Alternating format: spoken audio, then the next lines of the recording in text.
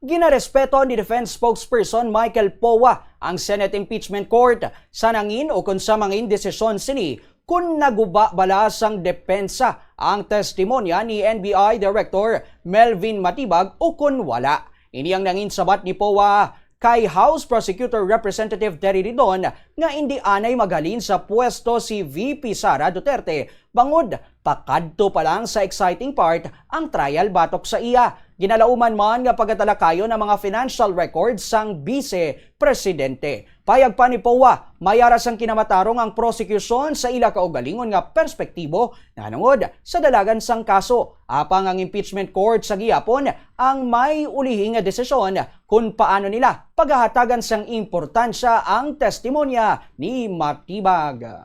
Well, as I always say, the prosecution is entitled to their own position. We may or may not agree with them, but it will be up to the appreciation of the Honorable Court. Sa atin, ayaw nating sagutin head-on yung mga ganyang comments because they're entitled to do so. At kahit naman kami, sometimes we also say our position at ayos naman, no? So we just respect each other. So I will not...